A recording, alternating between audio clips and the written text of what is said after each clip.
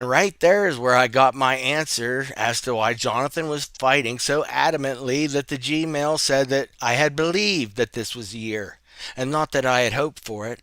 Because if you're going to try to get other people on board by using some type of inflated discernment that you're trying to make others believe that I had, you were going to have to use something with a little more oomph to it than just saying Gene had hoped that this was the year, wouldn't you? But if he would say he believed in the message, what would you do with it? Would you change your mind about it? Would he become a witness for you to satisfy your hard judgment?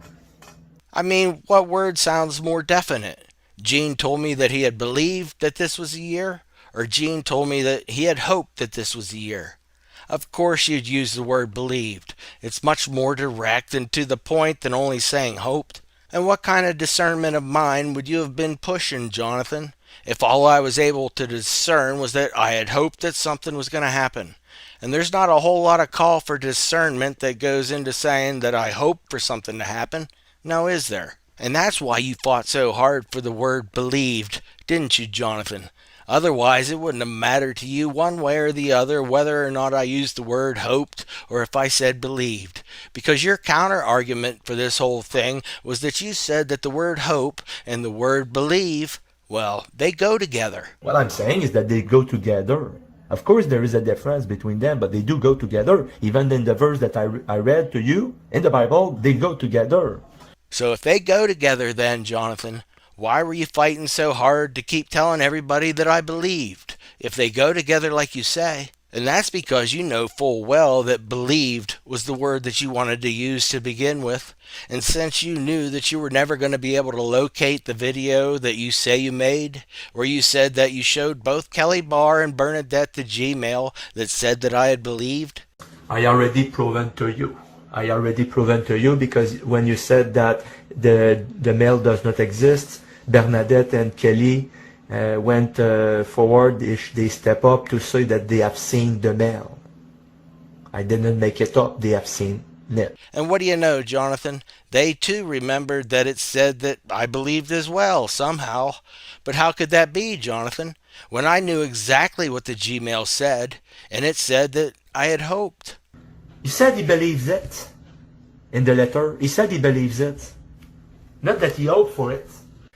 And I've already shown that Gmail to everybody and proved beyond a shadow of doubt that Nolan was wrong. And that's why we never seen any proof at all coming from Jonathan about either one of the things that he said he had. He was never able to find this mysterious video, nor the email that he based his entire made up story off of. So again, I ask you, Jonathan, why were you so adamant that the words that I wrote to you said that I believed?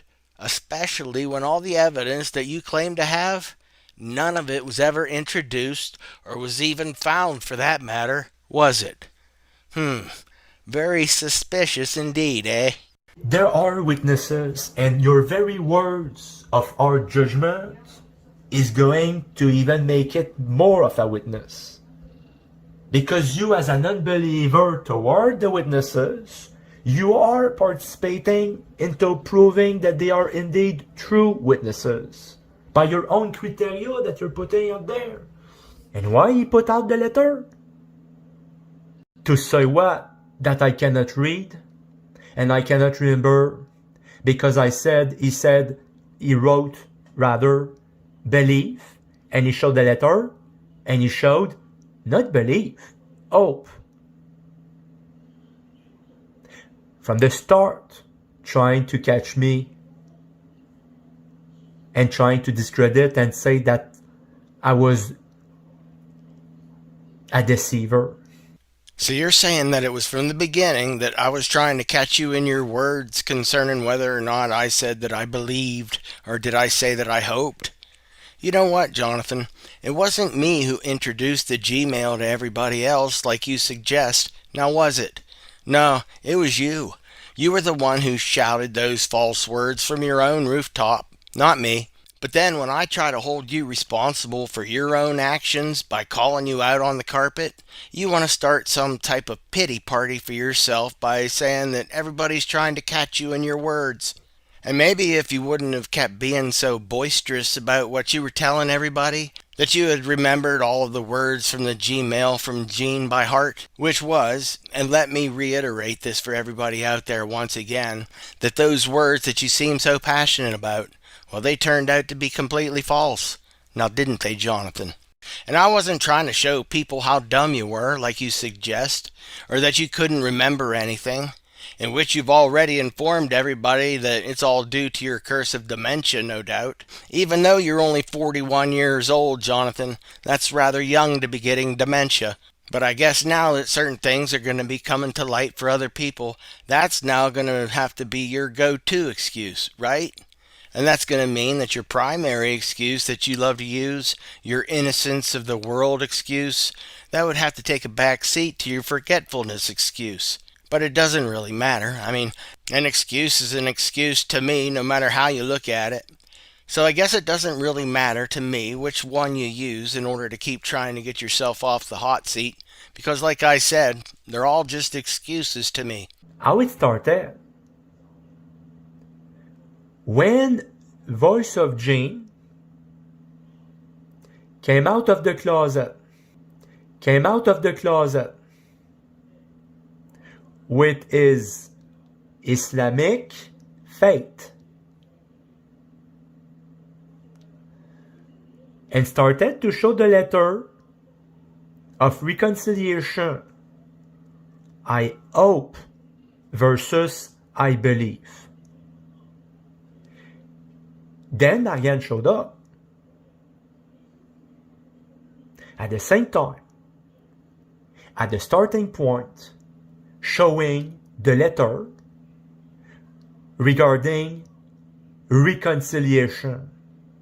And since nothing can ever be your fault, Jonathan, that means that you have to say that I was the one who introduced the Gmail letter and showed everybody your error. So is there something wrong with pointing out somebody else's errors now?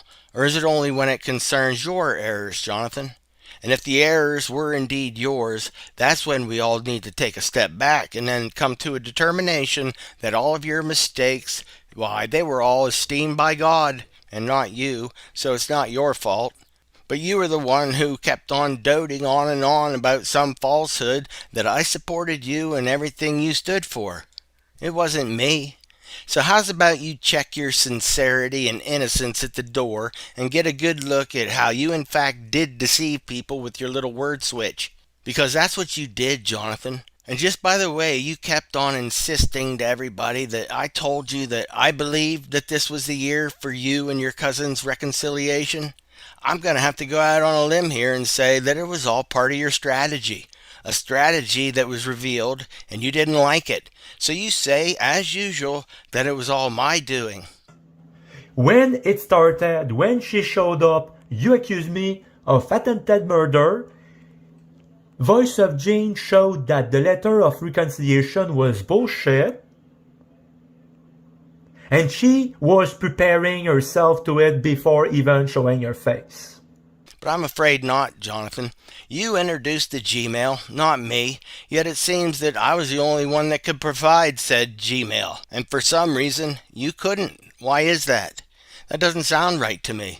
But that's how it all went down, and you were the one who shouted out that Kelly and Bernadette said that they both watched your video about this mysterious Gmail, and they both agreed that it said that I believed. Yet you were never able to locate that particular video in order to prove that you were telling everybody the facts as they really were, and not the facts as how you want them to be. Why couldn't you find either of those two pieces of evidence, Jonathan? I mean, it's been almost 1 full year now. When do you think you'll get around to showing everybody else the truth about the validity of this video that you've claimed to have put out there? You're the one that said you had it, Jonathan. Remember? All you had to do was find it on your keys, you said. So why not put me in my place once and for all and bring it out and put it on the table for everybody else to see it for themselves? That way they can make up their own determination as to whether or not you were trying to deceive everybody. I would think this would be something that you'd want to clear up, Jonathan.